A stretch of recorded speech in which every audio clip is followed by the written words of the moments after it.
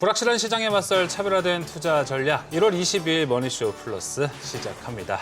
네, 오늘 양지수 혼조세로 출발했던 우리 증시 동반 상승 마감했습니다. 장 초반 코스피는 5,000선을 넘기기도 했습니다. 지금 현재를 보면은 조금 내려왔습니다. 4,952포인트에 오늘 코스피 장 마감했고요. 코스닥은 2% 상승했습니다. 970포인트. 자, 무엇보다 오늘 그래도 기분이 좋았던 건 코스피가 5,000을 돌파했습니다. 그렇죠. 장 마감까지도 5,000선을 유지해줬으면 더 좋았겠지만 네.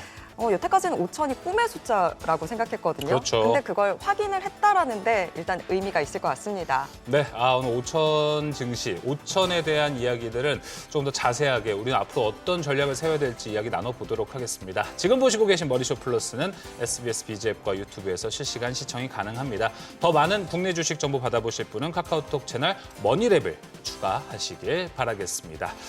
자, 자세한 마감 상황. 오늘 5,000을 돌파한 코스피 거래소 현장 또 가봐야겠죠. 현장 연결되어 있습니다. 김유민 캐스터. 자, 코스피가 장중 5,000을 넘었습니다. 지금 거래소 상황 어떻습니까? 네, 저는 지금 한국거래소에 나와 있습니다. 오늘 코스피는 개장 직후 꿈의 5,000포인트를 돌파했습니다. 지난해 10월 처음으로 4,000선을 돌파한 지 석 달 만인데요. 오늘 코스피는 4,987선에서 출발했는데 장중 5,019포인트까지 찍었습니다. 현재 제 뒤 화면에 보이시듯이 오늘은 4,952포인트 선에서 마감했습니다. 간밤 뉴욕 증시 3대 지수가 모두 강세로 마감하며 국내에도 좋은 영향을 줬습니다. 트럼프가 EU에 대한 관세를 철회하고 그린란드 병합을 위한 무력 사용을 하지 않겠다고 한 영향인데요. 5,000피를 돌파한 소식에 외신들도 깜짝 놀랐습니다. CNBC는 코스피가 아시아 증시를 이끌었다고 보도하기도 했는데요. 이제 국내 증시가 코리아 디스카운트에서 벗어나 코리아 프리미엄으로 나아갈 수 있을지 지켜보셔야겠습니다. 네, 수급과 함께 주요 종목들도 살펴봐야 될 것 같은데요. 오늘 코스피에서는 대형주들이 지수를 이끌었죠. 네, 맞습니다. 오늘 코스피는 개인의 매수세가 두드러졌습니다. 반도체 투톱 삼성전자와 SK하이닉스 모두 장 초반부터 급등했습니다. 각각 1%대, 2%대 상승하며 마감했는데요. 장중 삼성전자는 최고가를 찍기도 했습니다. 우선주를 포함한 삼성전자 시가총액은 사상 처음으로 1,000조 원을 넘어서며 이제 20만 전자에 대한 기대감도 커지고 있습니다. 이외에도 LG에너지솔루션 등 2차 전지주들이 동반해서 크게 올랐습니다. 로봇 산업 확대에 더불어 간밤 테슬라 주가가 2% 넘게 오른 점도 호재로 작용했습니다. 다만 시총 3위 현대차는 장중 최고치를 경신했지만 오후 들어서는 하락으로 전환했습니다. 대형주들의 강세에 힘입어 어느새 우리 증시는 코스피 6,000선을 도달을 목표로 하고 있습니다. 오늘 코스닥도 오르며 마감했습니다. 지금까지 한국거래소에서 SBS 비즈 김유민 캐스터였습니다.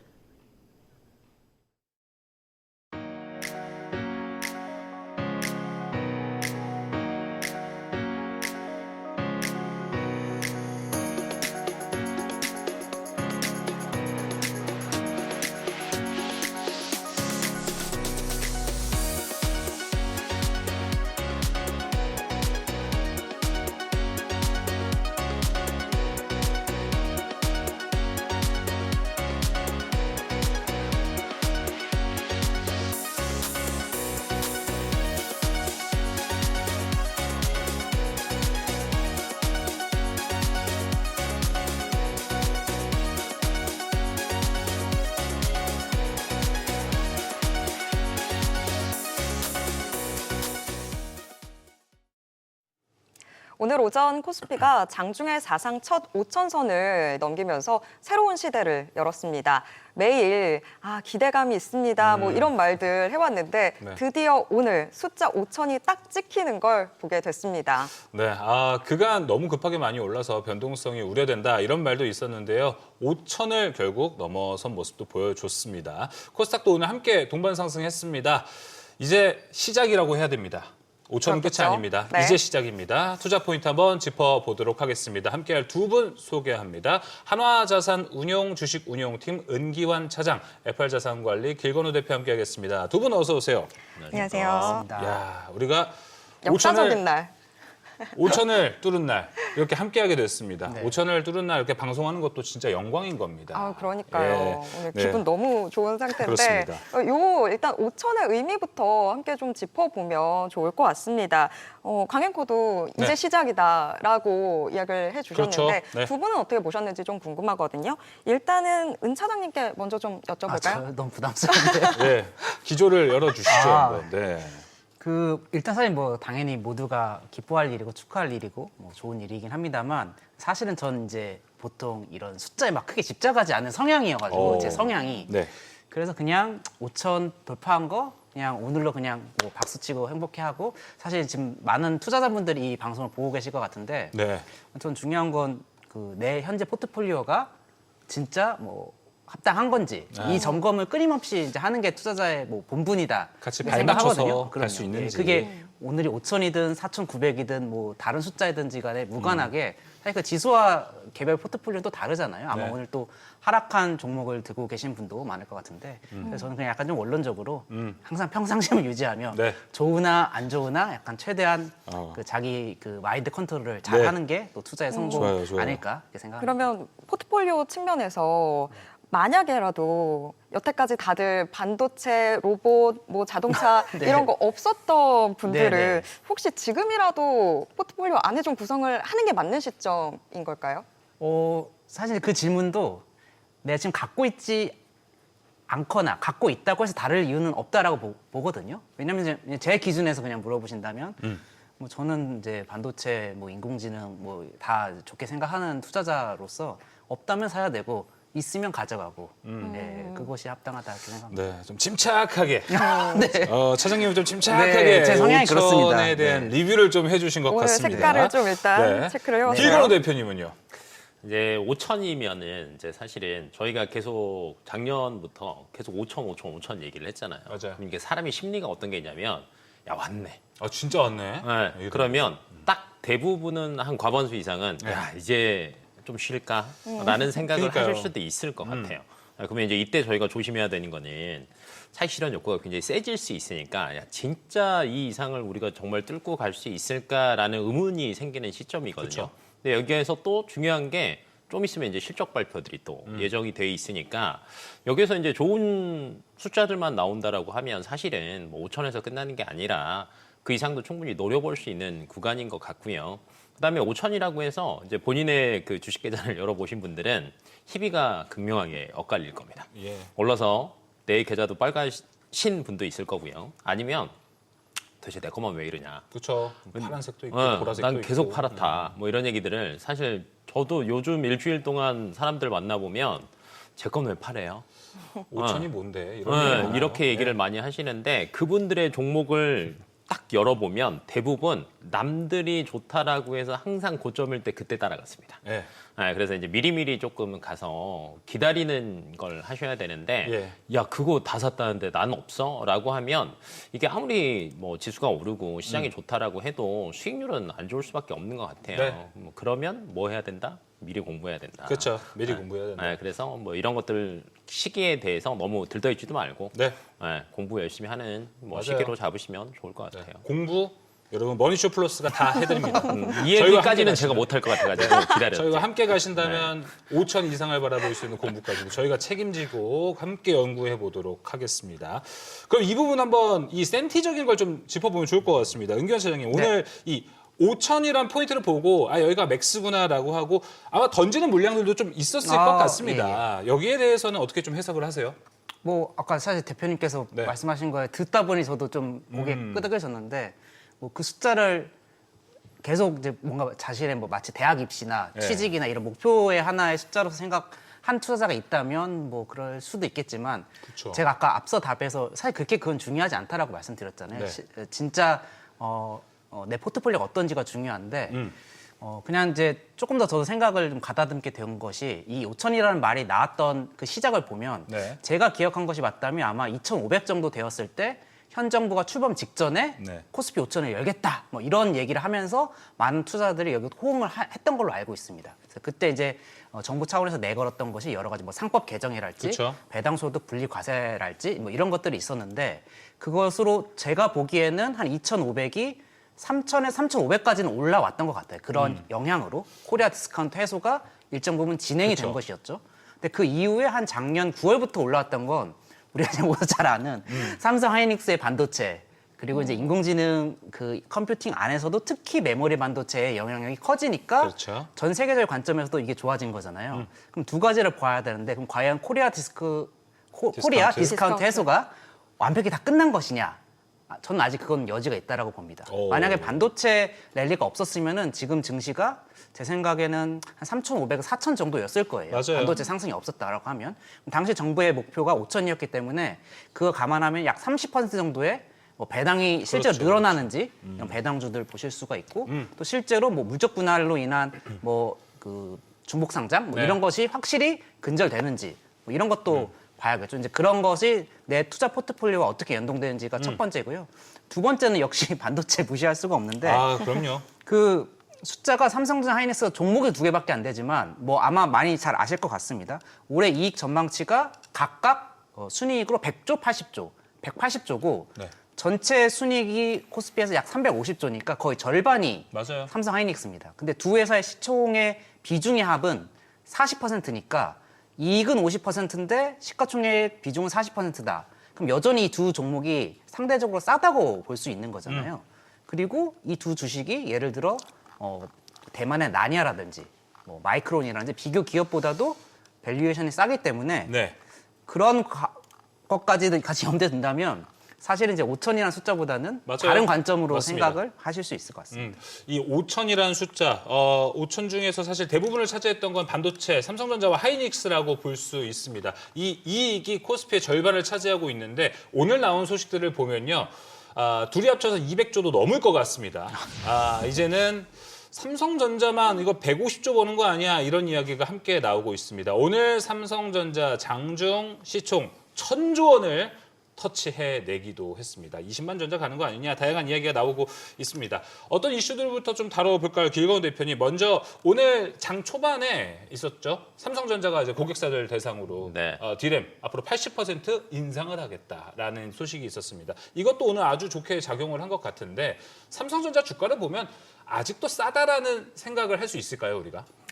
그걸 판단하기보다는 네. 그냥 정말 삼성전자가 돈을 잘 버냐를 한번 생각을 해보시는 게 좋을 것 같고 최근에 삼성전자가 뭐 방금 전에 얘기한 것처럼 80% 올릴게라는 얘기를 언제 해봤을까라고 이제 되짚어 본다라고 하면 그쵸. 감개무량합니다. 네. 반대로 생각을 해보면 메모리 가격이 이제 완전 공급자 주도인 시장이다라고 생각을 해보시면 될 것 같고 그러면 이게 지금 나온 얘기는 아니에요. 사실은. 왜냐하면 24년 4분기 넘어가면서부터 사실은 그때부터 메모리 가격이 반등하기 시작했어요. 맞습니다. 그래서 그때 실적이 좋게 나오니까 올해 괜찮아. 그럼 삼성전자는 이제 HBM만 하면 돼. 뭔가 걸렸어요. 지금. 네, 이게 있었는데 그때도 항상 조금 시장에서 우려했던 건 뭐냐면 메모리 가격이 잠깐 반등 아니야? 왜냐하면 시기상으로 이게 완벽하게 추세가 반등은 아닐 것 같은데라는 네. 게 시장이 조금 지배적이었는데 하반기로 넘어가면서 얘기가 나온 건 이건 그냥 추세적인 상승이다 라는 얘기가 나오면서 실적이 이제 찍히기 시작을 했어요. 그러니까 이거 뭐 당연하게 가는 거 아니야 라고 이야기가 나왔고 그다음에 이제 15만 원을 터치를 했잖아요. 작년에 보신다라고 하면 그때 삼성전자 들고 계신 분들은 그때부터 만약에 들고 있었다라고 하면 완전 좋죠. 5만 원대부터 완전 좋죠. 근데 아마 그 중간에 계속 파셨을 겁니다. 네, 그리고 이제 나중에 다시 들어가신 분들도 있겠지만 대부분 조금 아쉬워할 거예요. 이제 여기서는 좀 20만 전자 얘기가 나오고는 있는데 그 의미는 크지는 않다라고 얘기를 한 게 여기서 사실 5만 원 오르는 거잖아요. 그럼 한 20, 30% 오르는 건데 뭐 그게 올라서 나한테 굉장히 좋을 거냐라는 것도 있지만 네. 5,000P에서 반도체가 많은 역할을 했지만 반도체만이었다라고 하면 쉽지는 않았을 거예요. 왜냐하면 중간중간에 수급이 빌 때가 있잖아요. 네. 그러면 그때마다 다른 섹터가 좀 나와줘야 되는데 그쵸. 이번에 보니까 골고루 굉장히 많이 나왔습니다. 뭐 조방원도 퍼지기도 했고. 조선 방산이 작년 하반기 때 별로 안 좋았는데 다시 퍼지기 시작했죠. 그쵸. 그다음에 이제 원전이 또 한 주 동안 또 굉장히 랠리를 이어갔고요. 그다음에 화장품 같은 경우가 사실은 수출입 실적에는 4분기에 굉장히 좋았어요. 맞아요. 근데 그 얘기가 나온 게 사실은 거의 지금 한 10일 정도 되거든요. 근데 주가에 반영된 거는 오늘 올리더라고요. 오늘 막 밀어 올리더라고요. 그러니까 전반적으로 보면 여러 섹터가 같이 끌어올렸다라는 관점으로 보시는 게 좋을 것 같아요. 네, 그래서 그 이상도 충분히 노려볼 수는 있고 그쵸. 그리고 이 안에 제가 여러 가지 섹터를 다 얘기했잖아요. 네, 그러면 이 안에서 계속 돌면 주가가 더 가는 거고요. 네. 못 돌면 멈추는 겁니다. 네, 근데 저는 더 돌 것 같아요. 네, 그래서 이때 야 그러면 딴 건 뭐 하지? 그럼 반도체는 가지고 있고 그 다음 섹터 뭐 가지고 있지? 라고 해서 포트폴리오를 조금 다각화를 해야 될 것 같습니다. 제가 볼 스프레드를 때는. 좀. 네, 너무 이제 반도체만 좋다라고 해서 몰빵하지 마시고 조금 포트 비중을 좀 여러 가지로 조금 필요한 나누셔야 얘기입니다, 진짜. 되지 않을까 싶습니다. 네. 은 차장님은 네. 어떻게 보세요? 요 지금 반도체주들 뭐 네. 지금 뭐 가격 결정력도 엄청난 상황이긴 한데 지금 대표님처럼 좀 포트폴리오 다각화가 필요하다고 보시는지 아니면 반도체 온리 어떻게 예. 보시는지. 근데 사실 그거는 저는 어떤 투자자든지 그런 의견은 다 거의 다 존중을 하고요. 그냥 선택의 문제인 거죠. 그러니까 대표님도 반도체가 안 좋아서 다른 거 사자는 것이 아니라 반도체가 좋긴 한데 다른 것도 조금씩. 좋을 수 있으니 그것은 이제 본인의 성향이나 뭐 맞아요. 여러 가지 사정에 따라서 각자 이제 판단을 할 수 있는 영역이다 이렇게 생각합니다. 그럼 반도체에서 가장 좀 중요하게 보고 계시는 현재 이슈라든지 키포인트가 좀 있으십니까? 뭐 D램 가격 인상, 뭐 HBM 어느 쪽을 좀 주요하게 보세요? 뭐 디램 가격 인상은 이제 중요하지만 약간 이제 결과에 가까운 것이고 이제 반도체는 이제 기술 동향 중에 뭐 제가 이제 사실 이제 기술 전문가는 아니기 때문에 예. 말씀드리는 게 좀 조심스럽고 제한스럽긴 합니다만 최근에 그 인공지능 반도체를 구현함에 있어서 네. 뭐 알고리즘 개선이라든지 아니면 실제로 뭐 가성비 있게 더 퍼포먼스를 확장한다든지 아니면 네. 실제로 추론 시장에서 다양한 멀티 모달들을 활용할 그쵸. 때 이 메모리의 중요성이 점점 커지고 있는 것이 확장이 됩니다. 그냥 약간의 그냥 쉽게 비유를 하나 들어보자면 이 이제 AI가 직접 개인화된 서비스를 하자면 개인에 대한 정보를 더 많이 갖고 있어야 되는데 그것은 별도로 저장되어야 되잖아요. 이제 네. 그러기 위해서 메모리를 크게 이제 스토리지를 확보하고 거기서 이제 이 GPU나 다른 이런 반도체와 통신을 강화하는 방식으로 갈 가능성도 이제 보이고 있습니다. 그래서 전반적으로 모든 이 인공지능의 방향이 메모리가 점점점 중요해지는 방향으로 네. 가고 있는 거라서 예. 초기에는 이제 GPU가 매우 중요했기 때문에 엔비디아 중심으로 우리가 많이 봤었다라고 하면 이제는 이제 메모리의 중요성이 좀 더 커졌다. 그렇죠. 젠슨 황 그 CEO조차도 지금 아까 잠깐 보니까 뭐 메모리 3사가 우리의 중요한 파트너를 강조하고 있잖아요. 맞습니다. 정확히 이해하고 있는 네. 것이다 생각합니다. 그만큼 이제 우리나라 기업의 위상이 좀 달라졌다. 네. 이렇게 정리할 수 있습니다. 이번 기조 연설 때도 그랬고 얼마 전 CES에서도 젠슨 왕이 강조를 했던 거는 결국 뭐 이제 메모리에 대한 이야기를 엄청 강조했습니다. 그러다 보니까 더 주목을 받는 게 기존은 D램이었고 요즘 시장을 보면은 와 어제 샌디스크 급등하는 거 보니까 이제 낸드까지도 확실히 이 AI 칩에 꼭 필요한 성능이 되어가고 있다라는 게 좀 판단이 됩니다. 길건 대표님 보셨을 때 낸드가 사실 샌디스크는 시원하게 올라갔는데 우리나라에 네. 있는 낸드 종목들은 그렇게 막 시원하게 갔다라는 느낌은 사실 없었습니다. 근데 앞으로 좀 기대해도 괜찮을까요?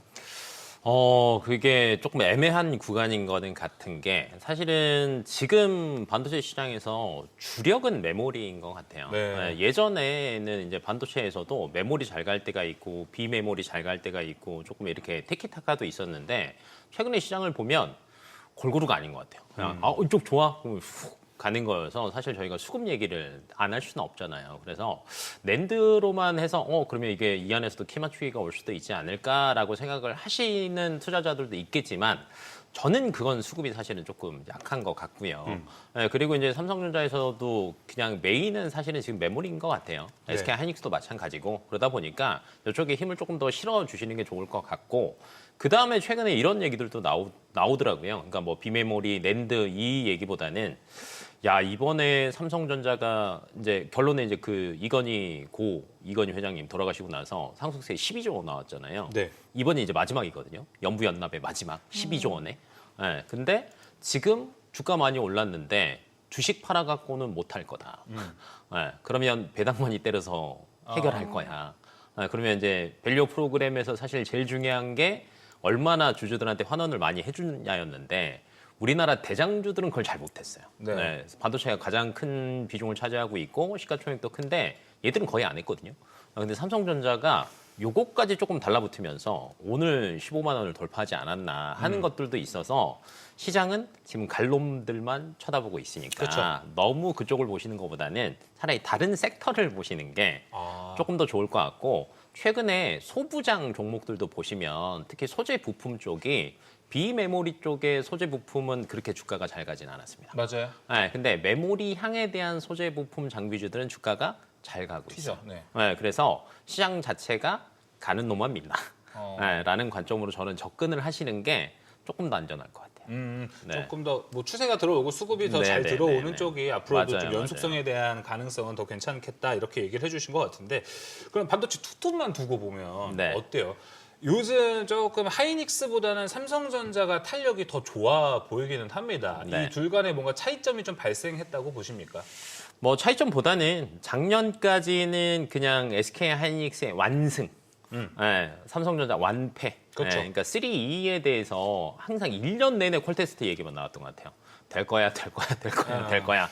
근데 이제 이거에 대해서 이제 뒷받침을 못해서 주가가 못 갔는데 메모리 쪽에서 레거시 쪽에서 이제 가격들이 반등을 하면서 레거시 쪽은 사실은 삼성전자가 실적이 괜찮잖아요. 비중도 굉장히 높고 그래서 이제 주가가 조금 올라왔는데 올해부터는 이제 사실은 3E의 전장이 아니라 4로 바뀐 겁니다.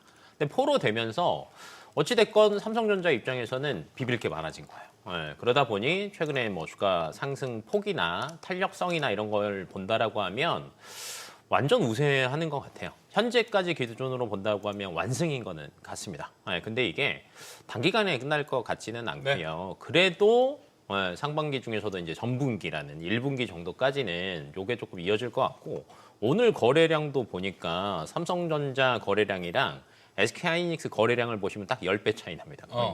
3,100만 주랑 350만 주. 어마어마한 차이예요. 그만큼 기대감들이 많이 쏠리고 있고 예.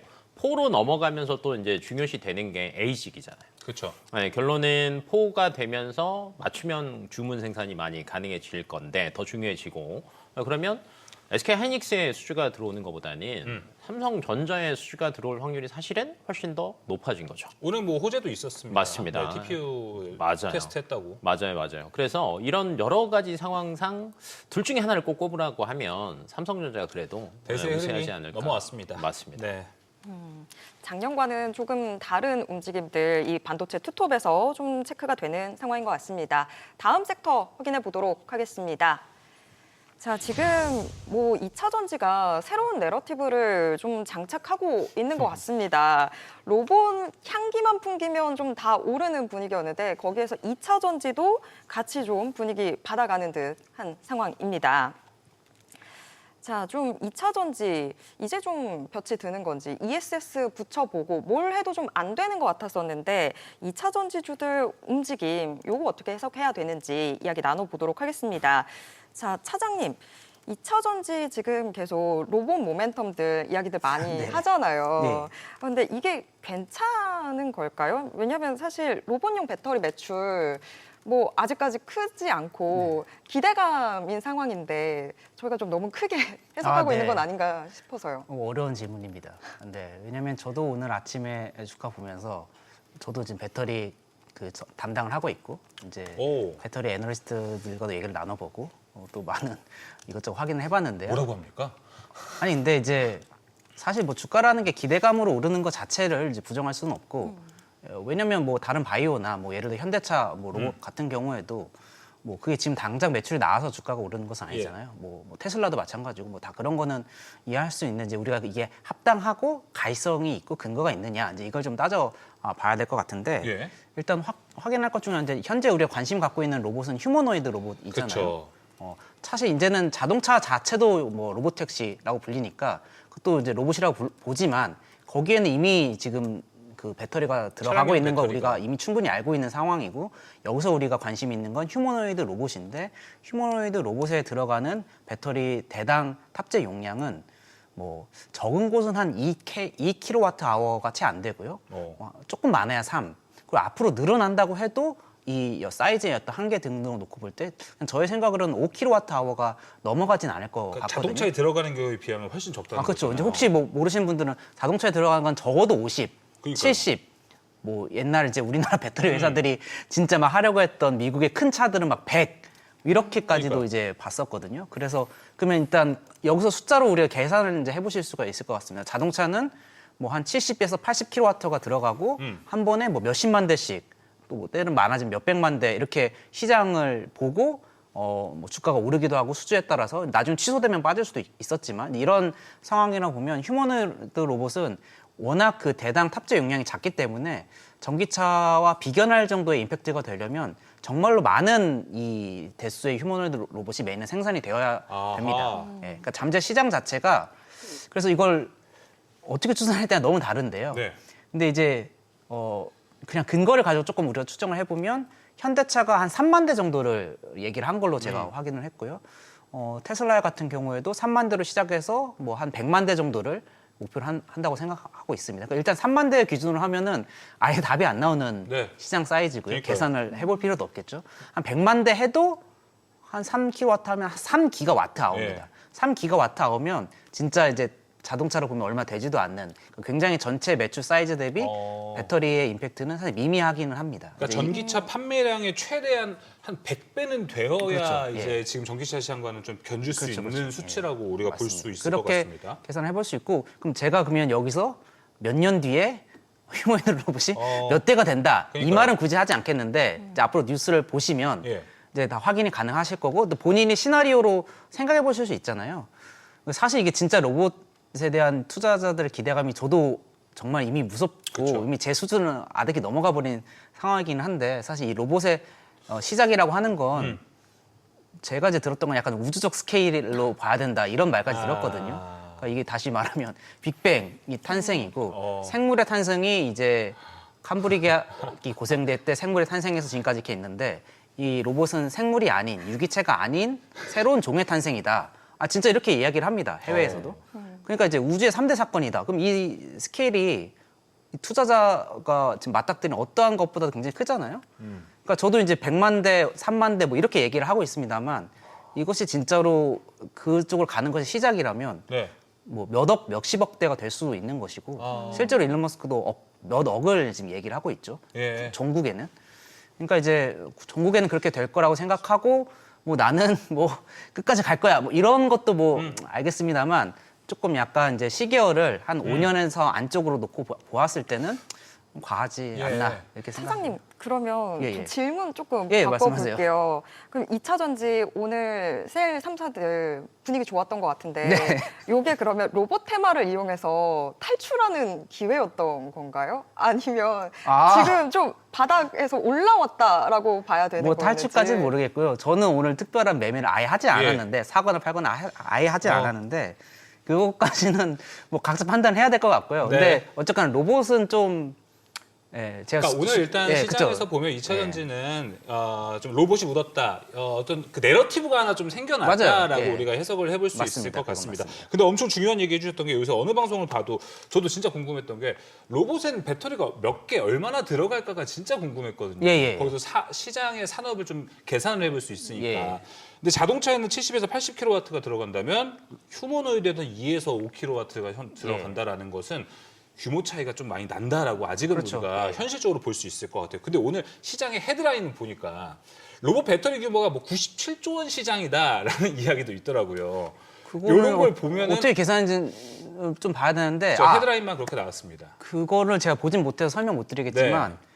해외 리포트 중에 이제 로봇으로 인해서 시장이 커지는 아까 제가 막 무슨 빅뱅 이런 빅뱅 거, 같이 네. 그런 보고서가 있었었는데 거기에서 말하는 로봇은 휴머노이드 로봇만이 아니라 네. 자동차, 그다음에 소형 드론 네. 이런 걸 다 합친 걸 큰 광의의 로봇이라고 가정하고 거기에 배터리가 얼마큼 커진다 이렇게 얘기했던 보고서가 있었고요. 근데 우리가 관심을 정확하게 휴머노이드 로봇에 국한해서 보면은 맞아요. 그것만큼은 크진 않고 사실 그 중에 대부분은 자동차가 큽니다. 자동차가 워낙 맞습니다. 용량이 크기 때문에 그래서 여전히 자동차가 중요하고 근데 다만 저는 이제 ESS를 굉장히 좋게 보고 있고 ESS는 자동차에 버금갈 만한 시장이 될 가능성은 있죠. 네, ESS는 알겠습니다. 그렇게 볼 수 있습니다. 네, 일단은 충분히 또 97조 원 규모라는 것도 이제 이 내러티브라는 개념이 더 붙여졌다라고 볼 수 있을 것 같습니다. 길건 대표님 보셨을 때 오늘 2차 전지 섹터가 로봇 묻어서 가고 있잖아요. 네. 이런 부분은 좀 연속성이 있을까? 그리고 워낙에 ESS도 있다 보니까 저희 방송에서 이쪽 좋게 얘기를 좀 해주셨던 부분이 네. 기억이 납니다. 네. 어떻게 현재 좀 판단하고 계십니까? 근데 이제 최근 오늘 그냥 삼성 SDI가 18% 오른 거는 사실은 말이 안 되죠. 지금 당장 뭐가 찍히는 것도 아닌데 그 삼성 뭐 현대차랑 기아차에 MOU 했다. 요 한마디로 그냥 이제 확 날아간 건데 숫자로는 얘기는 못 하는 것 같아요. 왜냐하면 이제 어쩔 수 삼성 없군요. SDI 현재 기준으로 보더라도 그 전기차 배터리가 차지하는 매출 비중이 7 정도 되고요. 네. 소형 전지가 한 2 정도, 그 다음에 ESS가 1 정도, 그 7대 2대 1 정도 되거든요. 근데 이 소형 전지 중에서도 대부분은 일반 저희가 흔히 얘기하는 소형 전지들을 얘기하고요. 그 다음에 로봇에 들어가는 이런 배터리 종류는 1%도 안 됩니다. 네. 그러면 이제 이거에 대한 성장성을 저희가 얘기를 해야 되는데, 그러면 가장 중요한 건 이거죠. 상용화 시점이 언제냐, 아틀라스. 그러면 이 상용화 시점이 지금 이야기가 나오는 게 2년 정도 얘기를 하고 있잖아요. 내년 말이나 뭐 이 정도.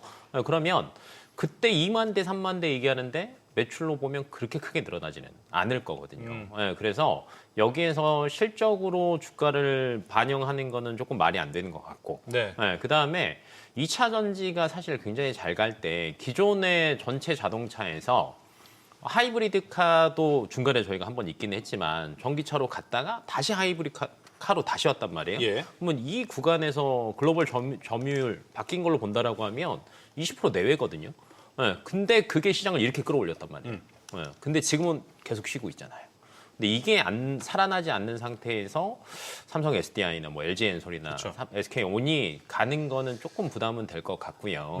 그러면 아까 이제 앵커님이 살짝 얘기하셨는데 탈출의 기회로 봐야 되냐. 이런 얘기도 살짝 했잖아요. 그렇죠. 18% 올랐으면 살짝 그 기회를 잡아보시는 것도 어, 저는 나쁘지 않다라고 봐요. 모든 주식에 탈출의 기회는 한 번쯤 준다 한 하더라고요. 번은 주거든요. 한 번은 그거 네. 알아채야 되는데. 그렇죠. 그러면 그런 기회를 그래도 한번 냄새를 풍기지 않았나 라고 보여지고 있고. 근데 조금 냄새가 나는 건 전고체도 있으니까 그쵸. 이거 더 좋을 것 같아 라고 생각하시는 분 있을 것 같아요. 근데 이제 그게 저는 아마 2월 달에 트럼프가 이제 딱 취임하고 1주기잖아요. 이제 2주년 되는 거죠. 그때 아마 또 뭔 얘기를 또 할 거예요. 네. 그럼 이제 여기서 신재생 쪽에 좋은 얘기를 한다라고 하면 또 살아나겠지만. 쉽지 않죠, 근데. 근데 트럼프가 지금의 신재생? 그쵸. 지금의 스탠스로 보면은 안 좋을 거란 말이에요.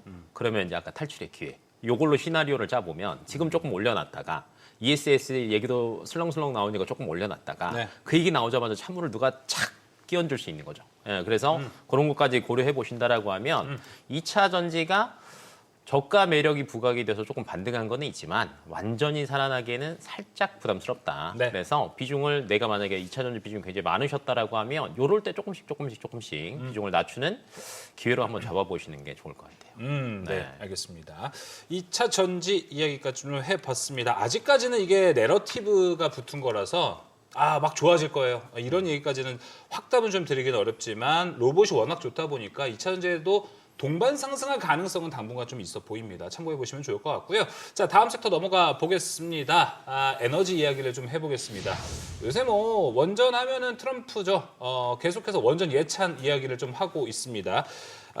오늘 뭐 미국 시장에서 본다면 미국의 원전 관련주들도 엄청나게 달려가서 그래서 오늘 우리나라 시장을 좀 봤더니 우리나라는 근데 오늘 좀 따라가지는 못했습니다. 근데 그동안 그 전에 좀 많이 올라간 것도 있기 때문에 물량을 소화했던 과정으로도 좀 볼 수 있을 것 같습니다.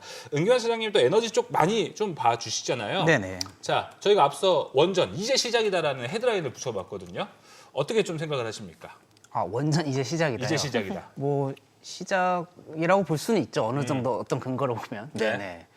근데 뭐 사실 이제 저는 에너지 투자를 조금 종합적으로 봐야 된다는 생각을 하고 있어서 뭐 특정 에너지 뭐 여기에 뭐 집중하자 이것보다는 왜냐면 실제로 전기 생산에 있어서 다양한 에너지 생산 방식이 필요하고 있고 현재 에너지 지금 믹스해야 된다. 그럼요.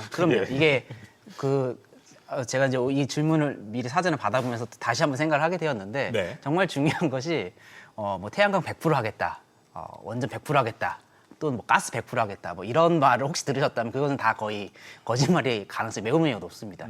실제로 가장 가능성이 높은 여러 가지 시나리오는 적정한 에너지 믹스 이게 중요한 것이고 여기 이제 원칙은 여러 가지가 있지만 당연히 이제 온실가스 감축이 중요하기 때문에 온실가스 감축을 하는 에너지원의 비중이 감소하는 방향 하에서 비중이 어떻게 될 것이냐 이게 이제 중요해서 사실 정확한 질문은 원전 할 거냐 말 거냐 원전이 좋냐 안 좋냐가 아니라 그래서 우리나라 2030년에 2035년에 원전 비중이 뭐 20이 될 거냐 10이 될 거냐 아니면 뭐 40이 될 거냐 그쵸. 사실 이런 질문들이 사실 더 중요하거든요. 예, 사실 그러니까 약간 저는 이제 이 에너지가 너무 좀 정쟁화되어 있고 투자자들 사이에서도 좀 너무 좀 지나치게 과열되어 있다고 느껴지는데 그래서 좀 질문이 좀 정확한 질문을 했으면 하는 그런 바람입니다. 정확한 질문을 바꿔보죠, 차장님. 아 그래요? 2030년 네. 원전의 비중은 우리나라 몇 퍼센트 차지할 것 같으세요? 저는 비중이 거의 변하지 않을 거라고 생각합니다. 유지? 예, 유지될 거다. 이유는 왜일까요?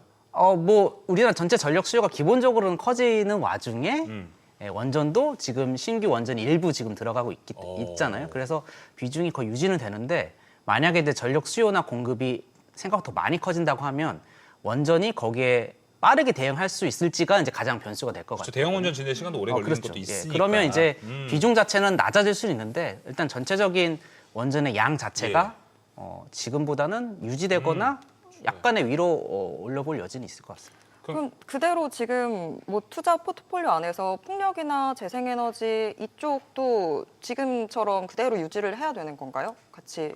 그러니까 이제 그래도 이제 아까 제가 이제 균형이 중요하다 뭐 이런 거 강조드렸는데 그래도 이제 투자자가 보통 이제 성장성을 가장 높게 평가를 그렇죠. 하고 싶어 할 거잖아요. 성장의 관점에서 보면은 원전은 거의 사실 신규 원전 기준 거의 없다가 특히 미국 시장엔 거의 없었죠. 없던 게 0이 1이 되냐, 2가 되냐, 아니면 10이 되냐. 네. 이제 이거는 잘 모르겠습니다. 어쨌거나 0에서 10 된다라고 보면 태양광은 뭐 예를 들어 한 3, 40 정도 되는 게 계속 몇십 프로씩 커지면 3, 40이 100, 150 이렇게 커지는 겁니다. 그러니까 사실 커지는 거의 그 잠재성은 뭐 어떤 이 시나리오를 해도 사실 태양광과 원전을 비교하면 태양광이 훨씬 더 크고요. 네. 그거는 뭐 트럼프가 되냐 마냐 뭐 이것과는 무관하게 실제로 에너지 시장에서 뭐 LCOE나 여러 가지 기타 등등등 그다음에 요새 특히 이제 데이터 센터의 온사이트 발전 이게 이제 중요해지니까 그런 거 등등을 종합적으로 고려하면은 뭐 여전히 뭐 성장성 놓고 보면 태양광이 항상 우월했고요. 뭐 그거는 앞으로 크게 안 바뀔 것 같습니다. 성장성을 봤을 때 태양광이 꽤나 괜찮군요. 이건 저도 좀 몰랐던 방법이라서. 근데 오늘 다보스 포럼 지난밤에 트럼프가 풍력을 좀 살벌하게 까던데요. 아 그럴까요? 네. 사실 제가 뭐 트럼프 얘기를 다 보진 않아서 멍청한 나라라고 하던데요. 풍력을 주로 쓰는 나라는 멍청한 나라다. 또 이런 유럽이 풍력을 많이 코멘트가 쓰거든요. 있어요. 그걸 맞아요. 예. 근데 사실 미국도 죄송합니다. 미국도 풍력을 많이 쓰긴 합니다. 그래서 만약에 그걸 그대로 하자면 미국도 뭐 풍력을 많이 쓰기 때문에 네. 특히 공화당 우세 지역이 풍력이 정말 많습니다. 네. 네, 미국의 풍력이 가장 좋은 곳은 로키 산맥의 동쪽. 로키 산맥이 바람 굉장히 잘 크기 부는, 때문에 로키 산맥의 그 산맥을 막고 바람이 일정하게 잘 부는 지역이 로키 산맥 따라 있고 텍사스부터 그 위에 오클라호마 지나서 그 지역이 가장 예. 풍력이 풍성한데 거기 굉장히 풍력 많거든요. 네. 예, 그래서 뭐 글쎄요, 뭐 제가 뭐 그 발언을 에너지는 평가하지 않겠습니다. 믹스를 해서 골고루 이제 갖고 가는 게 더 네. 옳은 선택이다 이렇게 이야기를 좀 일단 해주셨습니다. 그렇습니다. 네. 길건 대표님 근데 우리는 또 주가 측면에서는 바라봐야 되잖아요. 네. 원전은 그러다 보니까 좀 충분히 이 미래 밸류를 먹고 차곡차곡 올라갈 거란 기대를 하시는 분이 상당히 많습니다. 상당히 많죠. 예. 네, 그리고 이제 지금 미국도 그렇고 이제 트럼프가 기분에 따라서 지 하고 싶은 대로 말을 하는 게 조금 악재긴 한데 그냥 방향성으로는 원전을 늘릴 수밖에 없는 것 같아요. 네. 근데 이제 원전만 늘리는 게 아니라 네. 다른 전력원들도 사실은 다 늘려야 되는 거죠. 왜냐하면 이제 기존의 전력 소모량보다 앞으로 쓸 전력 소모량이 월등히 높기 때문에 원전이 제일 가성비가 좋은 맞아요. 거니까. 그래서 이제 골고루 해야 되고 예. 그 중에 최근에 원전이 또 이제 부각이 많이 되는 게 SMR 같은 경우에는 정말 그거였어요. 신기루 같은 거였어요. 소형 원전이 있는데 그렇죠. 할 거야, 될 거야라는 얘기만 나왔었는데 이제 올해부터 어찌 됐건 미국 쪽에서는 시작이 됩니다. 네, 그리고 상업운전이 뭐 빠르면 뭐 29년 이렇게 얘기가 나오고 있거든요. 그렇다라고 하면 이제는 신기루가 아닌 거죠. 눈에 보이기 시작하니까 그게 더 찍히는 것 같고요. 그다음에 중국도 사실은 2년 전부터 어떤 얘기를 했냐면 글로벌 원전이 지금 한 400기가 조금 넘는데 그거 깔린 거보다 앞으로 30년 안에 우리가 더 많이 깔 거야라는 얘기를 했거든요. 중국이 왜 이 얘기를 했을까로 한번 생각을 해보신다라고 하면 그만큼 앞으로 중국이 미국을 따라잡으려면 AI나 최첨단으로 많이 가야 되는데 거기서 전력 소모가 어마어마할 거다. 그래서 거기에서 원전을 메인으로 갈 거야라는 이야기가 나왔던 거죠. 그래서 미국도 얘기를 하는 거고요. 네. 그다음에 유럽도 사실은 그 설계 연한 늘리고 신규 원전 이야기 나온 게 지금 한두 해 전부터 얘기가 나온 건 아니에요. 네. 사실 이제 코로나 이후부터 한 21년, 22년 때부터 계속 얘기가 나왔을 정도로 그때부터 뭔가가 올라왔고요. 이제는 이제 계속 신규 원전에 대한 기대감들이 있잖아요. 그리고 우리나라 같은 경우가 최근에 이제 원전 계약 어찌됐건 체코 거 끝나고 나서 그다음 뭐 있냐라는 게 사실 이제 조금 돌아선 것 같은데 지금 기대되는 거 많이 있습니다. 폴란드도 있죠. 최근에 심지어 이제 영국이랑도 얘기를 네, 맞아요. 오고 가고 있고요. 그다음에 UAE랑 또 얘기를 하고 있잖아요. 그러면 기대감이 지워질 수가 없어요. 예, 그리고 이제 원전도 미국에서 예를 들면 굉장히 적극적으로 늘린다라고 하면 요거 누가 가져올 거냐는 네. 건데 이제 저희 경쟁 상대가 누가 있겠습니까? 예, 뭐 가격적인 측면으로 프랑스. 본다라고 예, 프랑스 예. 정도인데 가격이랑 납기에서 또 빌립니다. 예, 그러면 우리가 어찌됐건 팀 코리아가 가져올 확률이 조금 더 높아질 거고요. 그렇죠. 웨스팅하우스랑 계속 분쟁이 있긴 하지만 협력으로 해서 같이 가자라는 얘기가 나올 정도로 같이 가자. 우리 손을 조금 잡을 수밖에는 없거든요. 그러면 조금 네. 이제 우리가 투자 포인트 관점에서 봤을 때 원전주 요새 많습니다. 잘 갔어요. 예. 네. 요새 뭐 한전그룹주 너무 좋죠. 그쵸. 그리고 원전 엮여 있는 건설 좋습니다. 좋습니다. 그리고 원래 전통의 강호, 네. 두산 에너빌리티 이렇게 있죠. 좀 세 개 정도로 카테고리를 나눠볼 수 있을 네. 것 같은데 어디가 가장 좀 괜찮아 보여요? 또 근데 원전이 또 제가 많은 것 습관적으로 같지만 질문하잖아요, 네, 그러니까 나한테만 왜 그런지는 모르겠는데 그 종목이 근데 웬만하면 거의 비슷합니다. 아. 네, 그 안에서 사실은 따르게 딱 특정 종목이 막 달려가진 않아요. 섹터 전체가 좋을 때는. 그래서 저는 1번은 사실은 ETF 하시는 게 제일 편할 것 같고요. 아, 원전은 ETF가 편하다. 네, 걱정 안 하시고. 아니면 그 안에서도 그나마 조금 나는 대장들을 따라가고 싶다라고 하면 사실은 요즘에 현대건설 주가 보시면은 장난 아닙니다. 네. 네, 건설주들이 야, 왜 이렇게 좋지라고 생각을 해보시면 작년, 재작년부터 사실은 우리나라 주택 시장은 안 좋았지만 해외 건설 수준은 원전 포함해서 프로젝트가 대형들이 많아서 계속 올라가고 있어요. 네. 근데 이게 꺾일 것 같지는 않아요. 네, 그러면 이제 원전 조금 가고 나면 다시 건설 또 따라오고 원전 가고 건설 따라오고를 계속 반복하거든요. 그러면 예전에는 원전하면 방금 이야기했던 것처럼 두산, 한전 뭐 이런 쪽으로만 생각을 하셨는데 건설 무조건 같이 네. 엇박으로라도 한 번씩은 같이 가져가시는 게 저는 나을 것 같아요. 네, 알겠습니다. 네, 원전 또 에너지 섹터까지 챙겨봤고요. 다음 섹터 확인해 보도록 하겠습니다. 자, 소프트 파워를 계속 확인을 하게 되는 것 같습니다. K-뷰티에 대한 이야기들 나오고 있는데, 자, 화장품주도 좀 체크를 해보겠습니다. 갈 때 됐다. 네, 좀 너무 안 움직였었잖아요. 작년까지만 해도. 근데 좀 뭐 월마트 고위급 구매단이 대거 방한했다 이런 뉴스들 나오면서 오늘은 좀 화장품인가 이런 생각도 좀 들었던 것 같은데요. 자, 화장품 요거 좀 체크를 해보면 좋을 것 같습니다. 자, 길건우 대표님 네. 좀 먼저 여쭤볼게요. 근데 월마트가 사실 저가 뭐 이런 이미지들이 있으니까 그럼 이거 생각하면 계속해서 화장품은 인디 브랜드 쪽으로만 가고 그러면 또 ODM 이쪽으로만 봐야 되는 건지 뭐 화장품 테마는 어떤 식으로 좀 접근을 하는 게 좋을까요? 그럼 화장품 테마도 그냥 여러 개를 이제 저희가 구분을 해보자라고 하면 그냥 과거에 있는 화장품 테마는 사실은 다 중국향이었죠. 그래서 이제 중국에서 뭐 한한령 없어 앞으로 조금 소비 조금 진작할 거야라고 하면 확 올라가는 게 굉장히 컸었는데 네. 중국 향에 대한 것들은 요즘에는 많이 떨어진 것 같고요. 그 다음에 이제 미국과 일본으로 이제 시장이 넘어갔습니다. 첫 타자는 일본으로 넘어가면서 지금 제가 알기로는 거의 한 4년 전부터 일본에서 화장품 수입하는 여러 나라들이 있는데 4년 전부터 우리나라가 계속 1등을 하고 있거든요. 예. 네, 그래서 이쪽에 첫 타자인 마녀공장이 그때 엄청 달렸어요. 그렇죠. 네, 그리고 지금까지도 보면은 크게 수익이 달라진 건 없습니다. 꾸준하게 매출이 증가를 하고 있고요. 그 다음 타자가 이제 미국이었던 것 같은데 사실은 작년 하반기 때 화장품 수출이 좋다라는 건 알고는 있었지만 다 쉬었어요. 네, 대표적으로 이제 파마리서치 이야기 저희 작년에 정말 많이 했잖아요. 니쥬란 얘기하고 연어 추출물 그리고 요즘에 올리브영 가보시면요 연어 추출물 관련한 화장품 라인업이 정말 많아졌습니다. 예, 그만큼 뭐 피부 재생 효과도 좋다 뭐 이런 얘기들이 많이 나오면서 라인업들이 굉장히 다양해졌는데 그러면 이로 인해서 사실은 ODM도 수혜를 볼 수밖에 없거든요. 대형사가 하는 게 아니라 중소형 브랜드가 많이 생기고 중소형 브랜드가 많이 생기면 당연히 ODM한테 뭐 실적이 넘어갈 수밖에 없으니까 근데 얘들도 또 쉬었단 말이야. 예, 그러면 지금 구간에서 볼 때는 이쪽에서 뭘 봐야 돼? 이거보다는 화장품 섹터가 너무 오래 쉬었다가 이제 다시 숫자가 예. 나오고 있는 시기에 주목을 받고 있잖아요. 그렇죠. 그러면 특정 종목보다는 전체가 살아날 확률이 훨씬 더 높습니다. 네, 그래서 지금은 그냥 실적 괜찮은 화장품주들 위주로 네, 실적은 괜찮은데 주가 오래 쉬었어. 뭐 이제 대표적인 게 파마 리서치 있었죠. 그리고 오늘 많이 달렸죠. 그 다음에 뭐였죠? APR 좋아요. APR 또 실적 좋은데 좀 오래 쉬었다가 또 갔죠. 네. 오늘 실리콘2도 쉬었다가 또 달렸거든요. 실리콘투가 어제 좋았죠 또. 네, 어제도 좋고 오늘도 올라가고. 네, 그래서 전반적으로 보면은 실적 괜찮은 화장품주들은 다 가고 있습니다. 네. 그래서 그렇게 차라리 뭐 조금 딱 포커싱을 맞추시는 게 네. 훨씬 더 편하실 것 같아요. 그러니까 지금은 네.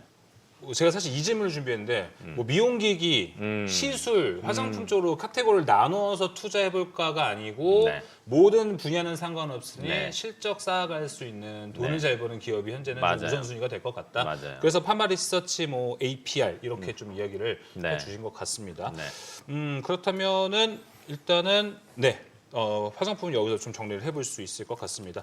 마지막 연속성에 대한 건 어떻게 좀 생각을 하십니까? 화장품 섹터. 왜냐면 다음- 이게 좀 우선순위에서 밀리긴 맞아요. 하잖아요. 밀리긴 했는데 다음 주까지는 조금 괜찮을 것 같아요. 오. 왜냐면 이제 전반적으로 수급 자체가 네. 반도체가 너무 많이 올랐으니까 다른 섹터를 보고 있는데 로봇이 요즘에 하루 갔다 하루 쉬고 이렇게 반복을 하잖아요. 네. 그러면 다른 섹터에 조금 더 관심이 갈 그렇죠. 수밖에 없거든요. 그래서 다음 주 초반 정도까지는 그래도 화장품 섹터가 괜찮을 것 같고요. 방금 아까 이야기하는 종목들 차트도 보시면 전고점을 탁 뚫고 그 위에서 더 가냐 말가를 맞아요. 고민하고 있거든요. 그래서 저는 괜찮을 것 같아요. 다음 그러니까 주까지. 바닥에서 잡아서 좀 수익을 본다기보다는 잘 가고 있는 애들을 더 관심 맞아요. 있게 지켜보는 게 네네네. 이쪽 섹터에서는 더 맞는 전략이 좀 될 것 같습니다.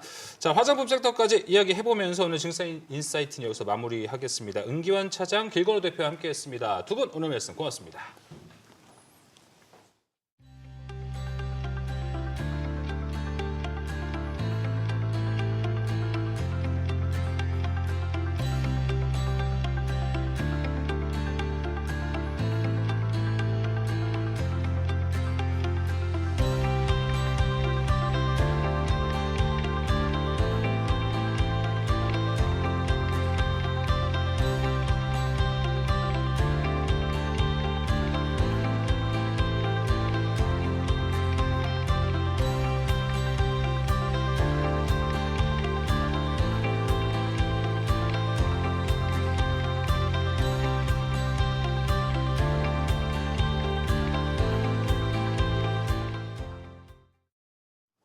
트럼프 대통령 이번에도 뱉은 말을 취소하자 시장은 예상했다는 듯이 빠르게 타코 트레이드로 반응했습니다. 트럼프 대통령은 유럽 8개국에 부과하기로 한 관세를 철회하고 이 그린란드 병합과 관련해 무력을 배제하겠다고 밝혔는데요. 이 소식 전해지자 S&P 500은 10분도 안 돼 50포인트나 급등하기도 했습니다. 마감 상황 보면 다우 1.21%, S&P 500 1.16% 급등했고요. 나스닥도 1% 넘게 올라 반등에 성공했습니다. 시총 상위 종목들 보면 전반적으로 분위기 좋았습니다. 특히 반도체주들 강세 보였는데요. 필라델피아 반도체 지수 3% 넘게 급등하기도 했습니다. 엔비디아 3% 가까이 상승했고요. 마이크론 테크놀로지 6% 상승, AMD도 7% 넘게 튀어오르며 시총 4천억 달러 선을 뚫었습니다. 이렇게 날아오른 반도체주와 비교하면 하이퍼스케일러 기업들은 상대적으로 큰 반응은 없었습니다. 애플과 아마존 강보한 마감했고요. 마이크로소프트는 2% 넘게 하락했습니다. 시총 6위부터도 보면 브로드컴의 하락세가 눈에 띄었는데요. 어제 5% 넘게 빠진 데 이어 오늘도 1% 넘게 빠졌습니다. 모더나가 16% 가까운 강세 보인 가운데 바이오 헬스케어 섹터 강세에 일라이릴리도 4% 넘게 선방했습니다. 버크셔는 약세 보였는데요. 투자의 기재 워렌 버핏의 투자 인생 실수로 여겨지는 하인즈를 매각한다는 소식 들려왔습니다. 간밤 시장을 움직인 핵심 키워드는 바로 튜너입니다. 참치가 아니고요. 보시면 Trump usually negates announcements. 트럼프 대통령이 강하게 던진 발언을 다시 취소하는 전형적인 협상 패턴을 가리키는 말입니다. 간밤 트럼프 대통령은 그린란드에 군사를 파견한 유럽 8개국에 대해 관세 부과 계획을 전격 철회했는데요. 트럼프 대통령은 나토 사무총장과 회담 후 본인의 SNS 트루스 소셜에 매우 생산적인 회담을 바탕으로 미래 합의 틀 프레임워크를 마련했다고 밝혔습니다. 그렇다면 이 프레임워크 무엇을 의미할까요? 일단 시장에서는 크게 두 가지를 주목하고 있습니다. 첫째, 미국이 추진 중인 차세대 미사일 방어 체계 골든돔을 북극의 거점 논의고요. 두 번째로는 그린란드 내 전략 광물 채굴권과 장기 투자 권한입니다. 트럼프 대통령 이 그린란드 소유 의지 자체는 전혀 후퇴하지 않은 모습입니다. 트럼프 대통령은 미국이 아닌 그 어떤 국가도 그린란드를 보호할 수 없다고 말했습니다. 다만 눈에 띄는 변화도 있었습니다. 불과 며칠 전까지만 해도 군사적 옵션을 배제하지 않는다고 말했던 이 트럼프 대통령은 이번에는 무력 사용을 원하지 않고 사용하지도 않을 거라며 군사 충돌 가능성에 공식적으로 선을 그었습니다. 유럽의 반응은 여전히 신중합니다. 덴마크 외무장관 트럼프 대통령은 우리가 수용할 수 없는 야망을 갖고 있다고 경계했고요. 독일 재무장관도 아직은 기다려야 할 단계라며 너무 이른 기대는 경계해야 한다고 밝혔습니다. 또 오늘 밤 예정된 EU 긴급 정상회의는 관세 철회와 무관하게 예정대로 진행될 전망입니다. 이어서 오늘장 주요 일정도 살펴볼까요? 오늘 밤 미국의 3분기 실질 GDP 성장률이 나오고요. 3분기 근원 PC 가격 지수도 나옵니다. 또 오늘 11%나 급등한 인텔의 실적도 예정되어 있습니다. 지금까지 뉴욕 증시 전략이었습니다.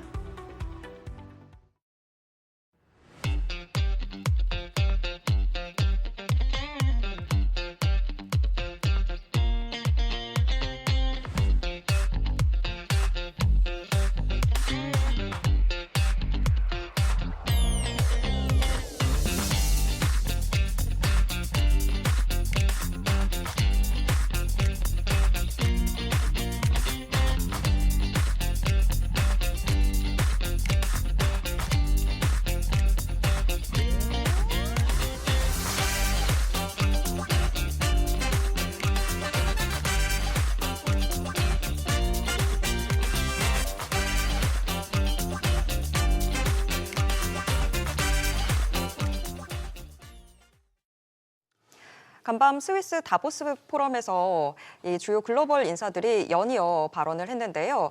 시장은 이 발언에 촉각을 곤두세우고 있는 것 같습니다. 네, 맞습니다. 하락했던 뉴욕 증시 3대 지수가 하루 만에 상승 마감했습니다. 세계 경제 포럼의 주요 인사들이 만난 가운데 어떤 발언이 있었는지, 어떤 변화가 있었는지 세부 내용 짚어보겠습니다. 박승진 하나증권 해외 주식 분석 실장 함께하겠습니다. 안녕하십니까? 네, 안녕하십니까. 오늘은 안경 안 쓰고 오셨네요? 깜빡했습니다. 깜빡하셨어요. 아니 근데 실장님은 궁금한 게 저희 방송 오시기 전날 항상 이발을 하세요? 항상 아니요, 이게 저는 깨끗하셔가지고. 머리가 딱 주기가 정갈하게. 좀 짧습니다. 2주에 한 번씩. 아 그러시군요. 직모셔가지고. 네, 맞습니다. 아, 네, 네. 저도 그렇습니다. 같은 부분 지금 네. 딱 캐치하신 친구들이 거네요. 대체로 이제 좀 네. 머리에 힘이 강합니다. 아, 네, 네, 알겠습니다. 아, 좋은 정보 감사합니다. 네, 오천을 뭐 보기도 했고 아. 아이스 브레이킹을 좀 간단하게 해보겠습니다. 네, 네. 미국 이야기 해봐야겠죠 이제? 네, 뭐 트럼프는 또 트럼프 했습니다. 타코를 한 상황인데 관세 철회하면서 지금 뉴욕 증시는 반등했는데 어떻게 보셨어요? 뭐 일단은 뭐 저희가 정해진 수순으로 가고 있구나라고 생각을 좀 많이 했던 것 같고요. 이게 뭐 사실 발언 내용들이 강하긴 했지만 뭐 사실 뭐 작년부터 계속 봤던 패턴들이었던 것 같습니다. 네. 예, 그리고 사실 이게 정말 또 상식적으로 제가 생각해 보면은 이게 관세를 가지고 영토를 어떻게 보면은 가져가겠다라는 이런 전략 자체가 트럼프 정말. 대통령이니까 할 수 있었던 말이었던 것 같고 음. 사실 이게 조금 말이 안 되는 부분들이긴 했기 때문에 일단은 지금 이제 정상적인 과정으로 다시 돌아가고 있다. 그냥 그동안의 패턴들을 다시 한번 보여주고 있고 어떻게 보면은 밑에 한번 깔아놓고 나서 이제 저희 정상적인 협상 과정들을 좀 우위에 서려는 이런 모습들이 좀 있었지 않나라고 생각하고 있습니다. 어쨌든 뭐 지금 독일부터 시작해가지고 뭐 덴마크나 프랑스 같은 국가들, 유럽 8개국에 대해서 10%에서 한 20% 관세, 거기다가 이 군사 행동까지 이제 위협을 했다가 이 부분들을 일부 제한을 좀 해제하는 이런 부분들이 있었던 거라고 보고 있고요. 이런 과정들이 뭐 사실 아시다시피 뭐 주식시장에도 많이 충격을 줬지만 뭐 채권 금리 같은 경우도 맞아요. 또 관세로 인해서 인플레이션이 또 발생할 수 있다 이런 얘기들이 나오면서 그리고 또 달러 같은 경우도 어쨌든 이 미국에 대한 신뢰가 떨어진다 이런 부분들을 반영했었기 때문에 이런 과정들 되돌림이 나오는 게 굉장히 또 어떻게 보면 정상적인 반응인 것 같습니다. 네, 미국 선물도 보면은 지금 뭐 무난하게 지금 상승 중이거든요. 시장은 지금 분위기를 뭐 끝났다 이렇게 좀 이벤트는 좀 이제 해제가 되고 다시 좀 평화적으로 가는 거다, 무드를 잡았다라고 해석을 해도 될까요? 뭐 일단은 협상이 계속 될 거기 때문에 네. 지금 뭐 아까 말씀하신 것처럼 유럽 국가들은 여전히 좀 신중한 스탠스를 볼 수밖에 없을 것 같고요. 뭐 그동안의 패턴들을 보면은 저렇게 강하게 질렀다가 뒤로 물러나는 척하면서 결국은 사실은 원하는 것들을 중요한 것들은 항상 또 얻어내는 이런 전략들을 많이 펼쳤었기 때문에 네. 사실 이런 과정들에서 지금 얘기되고 있는 뭐 광물 채굴권부터 시작해서 골든돔 이런 이 워딩들이 계속 꾸준히 협상해서 이 미국은 유리한 고지를 차지하기 위한 그런 노력들이 계속 될 거고 유럽 관점에서는 조금 뭔가를 뺏길 수 있다는 예. 이런 경계감들이 있을 것 같습니다. 그러니까 그게 진짜 궁금해요. 오늘 트럼프가 이제 그제만 해도 세게 얘기했고 어젯밤에 지나갈 땐 다시 한 발 물러서는 모습을 보여줬는데 그 안에 광물 채굴권하고 이제 골든돔에 대한 협력을 얻어낼 수 있다. 네. 그렇기 때문에 트럼프도 계산을 하고 있다. 뭐 이런 이야기가 나오고 있습니다. 트럼프의 전략 그리고 맞서는 유럽은 좀 어떻게 해석을 하고 계세요? 일단은 전체적으로 봤을 때 전략적으로는 사실 이게 모멘텀들을 꾸준히 가져간다라 하면은 사실 뭐 방산 쪽에 대한 이 모멘텀들은 저희가 이제 주식시장 관점에서는 계속 가져가게 될 것 같고요. 네. 이게 뭐 아시다시피 지금 모든 해석들이 다 이제 있는 부분들은 그린란드의 애초에 이제 히토리부터 시작해서 광물에 대한 부분들 많죠, 어쨌든 지금 중국과의 이제 협상 과정들 갈등 과정에서 반도체와 히토리가 대표적으로 이제 사용이 되고 있기 때문에 이 그린란드 같은 경우는 뭐 이미 뉴스 통해서 많이들 보셨겠지만 이 매장량 자체는 미국 다음 순위로 좀 볼 수 있는데 지금 생산이 아예 안 되고 있는 뭐 물론 뭐 환경적인 부분들도 영향을 그렇죠. 미치고 있지만 어쨌든 이 잠재력이 있는 위치이기도 하고 또 이 북극에 대한 접근성 이런 것들을 가지고 지역적으로 굉장히 중요한 역할들을 하는 위치이기 때문에 사실은 이런 부분들에 대해서 가져간다라고 하면은 사실 이 저희가 이제 히토리오에 대한 뭐 관련 기업들의 이제 모멘텀도 볼 수 있겠지만 사실 이걸 가져가는 과정에서 포지션들은 또 방산 쪽에서 굉장히 또 모멘텀이 될 수 있다. 이런 것들 좀 해석해봐야 될 것 같습니다.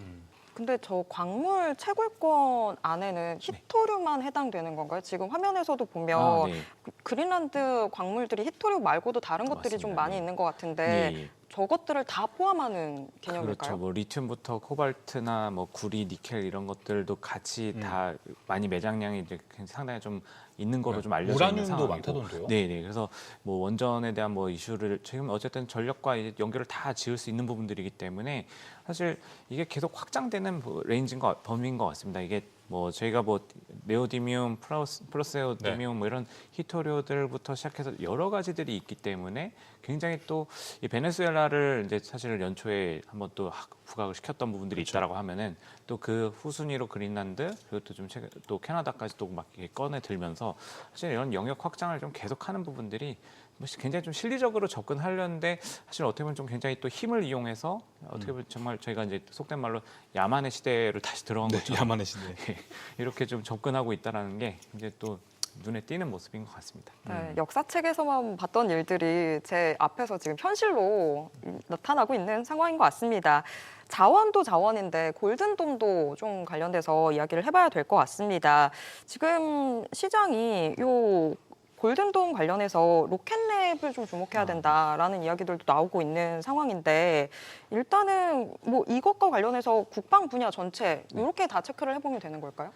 네, 뭐 사실 골든돔 자체가 이제 미국 본토부터 우방 국가들을 전체적으로 이 고성능 미사일 이 방어막을 이제 만들어 놓는 이런 보호 장치라고 저희가 보면은 사실 여기서 이제 가장 크게 또 역할을 할 수 있는 것들이 사실 우주항공 이런 기업들이 될 것 같습니다. 뭐 사실 잘 아시는 것처럼 방산 기업들이 또 여기 이 우주항공과 항상 다 엮여 있고 맞아요. 이게 보면은 사실 뭐 말씀들 많이 하시지만 그냥 미사일 쏘는 거를 로켓을 실어 놓으면 또 이제 우주항공이 되는 거기 때문에 사실 여기서 다 연결선상에서 이제 같은 기업들을 보는 거고 또 사실 로켓랩 같은 경우가 지금 뭐 상장사 중에서는 어쨌든 스페이스X에 이어서 이 굉장히 또 이 기술적인 우위를 보여주고 있는 이런 기업이고 사실 연말부터 보면은 이 미국 국방부 쪽에서의 그 수주 모멘텀들을 계속 보여주고 있습니다. 그리고 이게 지금 로켓랩 같은 경우도 이 재활용 로켓이라든가 이게 비용 측면부터 시작해서 이 로켓랩이 하는 이 비즈니스 자체가 이 우주의 이 소프트웨어부터 이 장착과 발사 이 관리까지 한 이 수직 계열화되어 있는 비즈니스를 가져가는 기업이기 때문에 어떻게 보면 이 로켓랩 자체가 이 하나의 이 골든돔의 굉장히 핵심이 될 수 있다는 관점에서 주목을 좀 받고 있다라 보셔도 될 것 같습니다. 네, 알겠습니다.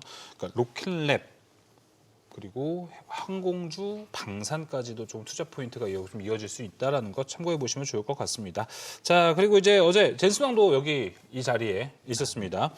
AI를 두고 이제 에너지 하나, 칩, 컴퓨팅 인프라, 클라우드 데이터 센터, AI 모델, 애플리케이션 5개로 이렇게 구분을 했다고 합니다. 뭐 어떻게 보면 하나로도 볼 수 있을 것 같기도 한데 5개로 구분 왜 했을까요, 이거? 뭐 일단 뭐 밸류 체인을 강조하고 싶었던 부분이 아닌가 생각하고요. 이게 어쨌든 이게 뭐 소프트웨어나 하드웨어를 다 나눠가지고 이게 얘기하는 부분들이 아니고 이게 결과적으로는 하나의 그 밸류 체인이 잘 돌아가야지 AI 인프라 확실하게 좀 구축해가지고 경쟁력을 끌고 갈 수 있다. 뭐 이런 부분들을 강조한 게 아닌가 생각하고 사실 뭐 5개 중에서 지금 그림도 보여주고 계시지만 에너지 부분이 이제 가장 이제 하단에 있죠. 그러니까 결국은 이제 에너지가 어떻게 보면 이제 또 사실 국가 차원에서도 더 밀어붙여야 되는 가장 중요한 핵심이 좀 될 수 있는 과정들이 있기 때문에 이 에너지가 이 전기 공급 이런 부분들이 제대로 정확하게 안 된다고 하면은 적절히 안 된다고 하면은 이 시스템 자체가 다 무너질 수 있다는 것들을 저희가 기반처럼 밑에 깔아서 그쵸? 보여준 게 아닌가 이렇게 좀 생각할 수 있을 것 같습니다. 그러니까 저 에너지가 진짜 중요해요. 그래서 앞서 증시 인사이트에서도 저 이 엄청 열띤 토론을 벌였었거든요. 네. 저 젠슨왕의 발언과 그리고 어제 트럼프가 원전 예찬에 대한 이야기를 아, 했잖아요. 이게 좀 같이 좀 맞아떨어지는 것도 그런 포인트가 좀 보이시나요? 네, 뭐 아무래도 지금 사실 올해 시장을 볼 때 네. 또 가장 또 핫하게 봤던 그 시장에서 계속 뜨겁게 보고 있는 것들이 이 반도체와 전력 쪽 둘 다 이제 어떻게 보면 AI 인프라를 구축하는 데 있어서 이 필수적인 그냥 소재 관점에서 저희가 볼 수 있는 것들이고 네. 그리고 또 어떻게 보면은 가장 또 대표적으로 병목 현상이 나타나면서 지금 어떻게 보면 이게 계속 이 풍선 효과처럼 수요가 흘러내려가는 이게 사실 우리 증시에도 이제 영향을 미치고 있다라고 좀 저희가 해석할 수 있는 거잖아요. 그래서 이런 부분들을 이제 같이 보는 관점에서 이제 원전은 사실 이제 그 에너지 부분에서 가장 큰 핵심이 되어야 되는 정책적 기반을 또 가져가야 되는 거고 이거는 또 아시다시피 또 규제에 대한 그 정책 정말 정부 쪽에서 협조를 해줘야지 맞아요. 끌고 갈 수 있는 산업이기 때문에 이거를 또 더 강조하려고 하는 부분들이 아닌가라고 생각하고 있습니다. 그래서 사실 뭐 원자력 발전 또 SMR에 대한 그 좀 관심이 좀 꾸준히 좀 이어질 수밖에 없는 부분들이 좀 있다라고 생각하고 있고 그래서 뭐 기업 단에서 보면 뭐 비스트라라던가 뭐 컨스텔레이션 에너지 뭐 그렇죠. 이런 기업들 중심으로 일단은 뭐 연중 내내 계속 이슈가 부각되고 주가에도 반영이 되고 이런 그림들이 좀 반복될 거라고 좀 생각하고 있습니다. 네. 네. 또 지금 트럼프가 했던 발언들 중에서는 연준 차기 의장 후보 관련된 발언들도 있었습니다. 시장이 뭐 이미 케빈 워시 조금 더 유력하게 보고 있는 그런 상황인데 시장이 좀 어떤 시나리오를 쓰고 있다, 뭐 어떻게 봐야 될지 이 부분이 좀 궁금하기는 해요. 사실 워시가 우리가 그 전까지 계속 유력 후보로 봤던 햇셋보다는 네. 조금 더 매파 쪽이다 이렇게 네. 보고 있는 상황이다 보니까 맞습니다. 네. 어떤 시나리오일까요, 지금? 일단 지금은 사실 굉장히 단기적인 이슈 하나하나의 시장이 1차원적으로 좀 반영을 하고 있다고 보셔도 될 것 같고요. 사실 뭐 어제 그저께 같은 경우도 보면은 일단 관세 이슈가 또 다시 올라오니까 금리는 또 인플레이션 경계를 또 반영하면서 올라가는 부분들이 있었고 근데 사실 그 이전을 보면은 이 케빈 햇셋이 어쨌든 이 NEC 위원장이 이 1순위에 놓여 있을 때 이 해석 자체가 정상 사이클을 못 따라간다 통화 정책이 이런 부분들을 고민을 많이 했던 것 같습니다. 뭐 아시다시피 이 케빈 햇셋 같은 경우는 물론 세 분 지금 얘기되고 있는 케빈 러시라던가 뭐 저희 월러 이사님이라던가 뭐 또 릭라이어 같은 이런 분들이 다 트럼프가 선호하는 정책 기조를 좀 보여준다 이런 평가는 있지만 사실 디테일들을 보면은 케빈 햇셋 같은 경우 어떻게 보면 조금 맹목적인 로열티가 있는 분으로 좀 분류가 되는 것들이고 그러면은 정말 상황에 따라서 대응하는 게 아니고 그냥 무작정 금리를 좀 낮게 깔고 갈 수 있는 불확실성들이 좀 있었다고 판단을 하는 거고, 그러면은 사실 중장기 구간에서는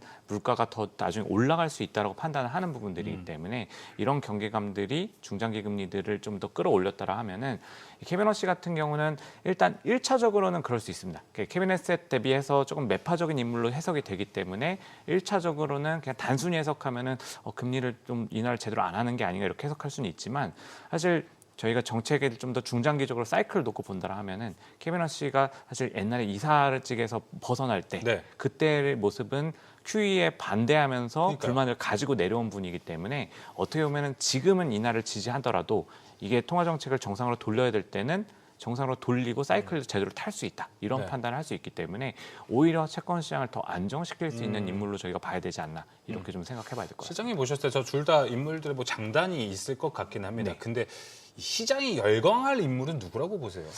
저는 사실 길게 보면은 케빈 허시에 대해서 저희가 좀 허시. 기대를 해볼 수 있을 것 같고요. 이게 그 QE에 대한 조금 이제 반대 의사를 그러니까요. 보였던 부분들이 약간의 조금 이제 불안감을 좀 자극할 수는 있지만, 사실 지금 어떻게 보면은 이 펀더멘털리 보면은 물가가 굉장히 잠재적인 불안 요인으로 계속 작용을 하고 있기 때문에 이거를 잘 컨트롤할 수 있는 분이 올라오는 것들이 상당히 좀 중요할 수 있다라고 생각하고 있습니다. 예, 알겠습니다. 채권 시장이 조금 더 안정될 수 있다라고 보셨잖아요. 네네. 그러면 포트폴리오 안에서 미리 채권 투자 비중을 네. 좀 조절을 해볼까요? 어떻게 할까요? 저는 그것도 사실 지금은 괜찮은 전략이 될 것 같습니다. 이게 지금은 사실 굉장히 단순하게 해석이 되는 부분들, 그리고 또 이게 정책 리스크가 너무 크기 때문에 이거를 금리들이 굉장히 조금 일차원적으로 생각해가지고 채권 시장이 좀 반응을 하고 있고요. 사실 지금 시장이 이게 정책 리스크가 너무 크다 보니까 사실 그 다음 수와 다음 수 이것까지는 고민을 안 하는 것 같습니다. 지금 당장 이 변수에 대응을 빨리빨리 해야 되기 때문에, 그래서 사실은 이후에 저희가 경제 지표들의 경로들을 생각해보고 이 통화 정책이 정상적으로 흘러갈 가능성들을 놓고 보면은 사실 말씀하신 것처럼 지금 조금 이제 중소형주 같은 것들, 뭐 지금 이미 뭐 러셀 2000들이 상대적으로 나스닥 대비해서 강세를 보이고 있지만, 이런 확산의 그림들과 그다음에 또 좀 더 길게 보면은 또 부동산 리츠 같은 경우도 사실 좀 상당히 좀 안 좋았던 기간이 좀 길었기 때문에 리츠 같은 쪽도 금리에 굉장히 민감도가 높다라는 산업들, 이런 것들을 놓고 좀 긍정적으로 대응할 필요가 있지 않나, 이렇게 좀 보고 있습니다. 알겠습니다. 또 간밤에 이제 필라델피아 반도체 지수가 요새 연일 좀 좋습니다. 어제는 이제 간밤에 3% 올랐고 지난밤에 1%대 상승하면서 아주 좋은 모습 보여주고 있습니다. 우리나라도 좋은데 이제 미국도 반도체 상당히 좀 좋지 않습니까? 네. 이 연속성이라든지 이 부분 좀 어떻게 해석을 하세요? 네, 저는 사실 지난주에 가장 또 인상 깊게 봤던 게 이제 마이크론에서 그 내부자 거래를 네. 통해 가지고 지금 주가에서도 그러니까요. 이게 그 내부자의 거래가 그렇게 잡혔다라는 것 자체가 상당히 좀 인상 깊었다라고 보고요. 그러니까 결국은 이게 수요에 대한 확신이 굉장히 좀 안에서부터 탄탄하게 있는 게 그 아닌가. 금액이 생각보다 크지 않지 않나요? 그렇지만 그럼에도 불구하고 네. 이 시그널 자체는 좀 충분하지 않았나 이렇게 생각하고 있고요. 이게 사실 이게 이 반도체는 아까도 말씀드린 것처럼 히토류처럼 지금은 어떻게 보면은 그냥 지정학적 리스크 정책에 대한 약간 조금 핵심의 또 역할을 또 하고 있기 때문에 이런 과정들이 이렇게 흘러가는 부분들, 그러니까 전체적으로 이게 시장 관점에서 AI를 또 끌고 가지만 이 국가의 정책에서 가장 또 핵심이 되어가고 있다는 부분 자체가 어떻게 보면 좀 의미하는 바들이 좀 충분히 있지 않나라고 생각하고 있습니다. 이게 정책적으로 AI 인프라를 구축하는 방향성을 꾸준히 밀어주는, 그러니까 소버린 AI가 더 확산되는 그림들이 있다라고 하면은 반도체에는 사실 뭐 부침은 있을 수 있겠지만, 뭐 경쟁에 대한 부분도 이런 것들은 분명히 있을 수 있겠지만은 어쨌든 조금 어떻게 보면은 핵심 포지션으로 밑에 깔아놓으면은 그래도 손실보다는 수익을 좀 깔아줄 가능성들이 좀 높은 포지션으로 계속 봐야 되지 않나, 이렇게 생각하고 있습니다. 반도체에서 지금 인텔도 좀 중요한 포인트가 될 것 같습니다. 간밤에 실적 기대감 속에서 주가 급등하는 모습도 나타났었는데, 그러면 우리가 인텔 실적 발표에서 좀 중요하게 체크해야 되는 숫자들이 있다면 뭐 어떤 게 있을까요? 일단 뭐 지금 그 CEO 탄 CEO 해서 이제 구조조정에 대한 부분들도 계속 이제 얘기가 됐었던 부분들이 있고, 그래서 이 구조조정의 결과를 뭐 어떻게 실적에 어떻게 반영이 되고 있는지 뭐 이런 부분들 봐야 될 것 같고요. 그 지금 신공정에 대한 좀 안착 여부 이런 것들도 일단 체크를 같이 좀 하긴 해야 될 것 같습니다. 당연한 거지만 이게 결국은 아직은 이제 인텔이 사실은 이 경쟁력에 대한 부분들을 사실 아직까지도 뭐 지금 뭐 정부에서 지분을 가져가고 이렇게 하고 있지만은 뭐 그런 거는 아직까지는 기대치일 뿐이지 결과물을 아직까지 막 명확하게 보여주지 못하고 있기 때문에 그렇죠. 네. 예, 사실은 그런 부분들을 좀 보면은 사실 이게 정부 지원이 파운드리 쪽에서 계속 지원이 들어가고 있는데 이 경쟁력을 어떻게 보여줄 수 있느냐, 그러니까 수율 안정화라는 부분이나 아니면 이제 결국은 이제 고객사 확보하는 이런 그림들. 사실 정부가 뒷받침해주고 있기 때문에 어떻게 보면 내부적으로 조금 더 강하게 푸시해줄 수 있는 부분들도 있을 텐데 이런 것들에 대한 가이던스가 어떻게 나올지 좀 보긴 해야 될 것 같습니다. 예. 우리가 뭐 스포츠에서 운동선수들 부상 당하잖아요. 그리고 재활 기간을 거치는데 인텔이 거의 뭐 지금 재활 기간 아니겠습니까? 그렇죠. 네. 재활 기간인데 뭐 골을 넣어라라고 하는 거는 좀 힘들 것 같고 재활이 얼마나 잘 되고 있는지를 잘 말해주는 포인트가 제일 중요할 것 같습니다. AMD는 좀 어떻게 보십니까? 뭐 여기 만년 2인자인데 네. 여기는 그래도 국내에서 뭐 이제 좀 너무 엔비디아 뻔해라고 하셔서 들어가신 분들 많단 말이에요. 네네. AMD는 좀 희망이 좀 있어 보이십니까? 그러니까 AMD도 사실은 뭐 말씀하신 것처럼 만년 2인자이기 네. 때문에 어떻게 보면 엔비디아랑 좀 이제 계속 비교를 하게 되는 부분들이 있을 거고, 뭐 엔비디아에 대한 부담감들이 조금 생길 때는 사실 지금 또 AMD가 또 니치마켓을 계속 치고 들어오고 있기 때문에 사실 뭐 대안으로서 계속 활용이 좀 될 수 있는 이런 부분으로 좀 생각은 하고 있고요. 뭐 MI300 시리즈 뭐 이런 가속기 시장에서 어쨌든 이게 점유율을 좀 높여가는 그림들은 나오고 있기 때문에 그렇죠. 예, 그런 과정들을 보면은 좀 엔비디아를 또 위협할 수 있는 부분들이 충분히 좀 있지 않나라고 좀 기대를 해봐도 될 것 같습니다. 그래서 이게 뭐 어쨌든 탄력성 자체가 AMD가 당연히 좀 더 가볍게 계속 움직일 수 있다라고 보고 있고요. 그래서 지금 뭐 전체적으로 이 전체 생태계를 좀 무겁게 가져가는 거는 엔비디아라고 생각하고 AMD는 조금 더 가볍게 움직일 수 있다는 관점에서 시장에 대한 그 시각과 그 레벨에 대한 조정 여부를 따라가지고 저희가 조금 빠르게 움직여야 된다라고 하면 AMD를 선택하시고 여전히 조금 좀 더 그냥 포인트니군요. 무게를 잡을 때는 엔비디아를 가지고 무게 잡는 약간 그런 식으로 양분해서 보시는 게 좋지 않을까 생각합니다. 앞서서 저희가 마이크론도 살짝 언급을 했었는데 내부자 매수라는 게 지금 상당한 자신감들 보여주고 있는 상황이긴 한데 그러면 삼성전자, SK하이닉스, 마이크론 3파전 여기에서 좀 마이크론도 이제 치고 나올 배경들이 만들어지고 있다 이렇게 봐야 되는 걸까요?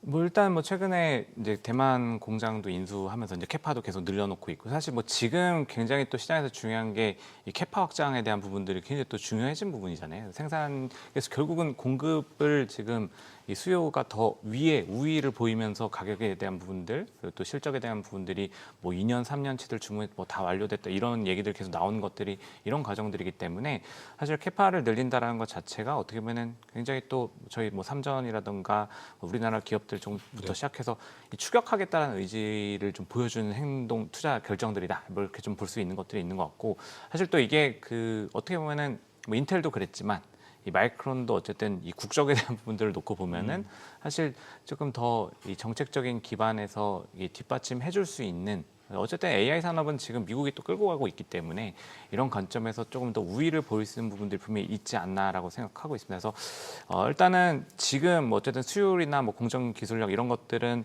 당연히 이제 하이닉스나 뭐 삼성전자가 좀 더 우위에 있다라고 판단은 되긴 하지만 일단 지금 이제 투자에 대한 부분들, 그러니까 캐파를 늘리면서 굉장히 공격적으로 가고 있다는 것 자체는 사실 추후에 뭐 사실 이후에는 이제 주가 모멘텀이나 좀 이제 경쟁 그 시장 점유율 차원에서는 조금 이제 약간 또 저희 뺏기는 부분들이 좀 생길 수도 있지 않나. 어쨌든 이게 우리나라 기업들이고 트럼프 대통령의 성향과 이런 것들을 조금 더 보긴 해야 될 것 같습니다. 네, 알겠습니다. 짧게 안전자산에 대한 이야기도 한번 해보도록 하겠습니다. 금과 은 뭐 워낙 매일매일 좋다 보니까 이게 안전자산이냐라는 이야기가 많습니다. 요새 어떻게 보십니까?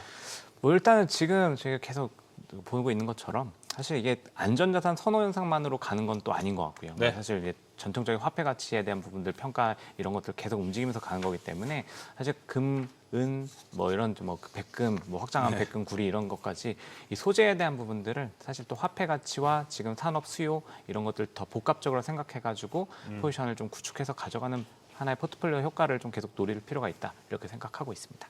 네, 알겠습니다. 자, 박승진 하나증권 해외 주식 분석실장과 함께 매크로에 대한 이야기, 반도체 이야기도 함께 나눠봤습니다. 오늘 말씀 고맙습니다. 감사합니다. 네. 자, 내일 또 금요일이잖아요. 또 한 주 마지막 마무리로 5천으로 딱 갔으면 좋겠다. 5천을 상회한 상태에서 갔으면 좋겠다라고 좀 생각이 듭니다. 네, 오늘 머니쇼 플러스 저희가 준비한 소식은 여기까지입니다. 모든 투자 판단의 책임은 투자자분들께 있다는 점 알려드립니다. 네, 여러분의 모든 경제 SBS 비즈가 함께하겠습니다. 저희는 내일 오후 3시 30분에 다시 찾아뵙겠습니다. 고맙습니다.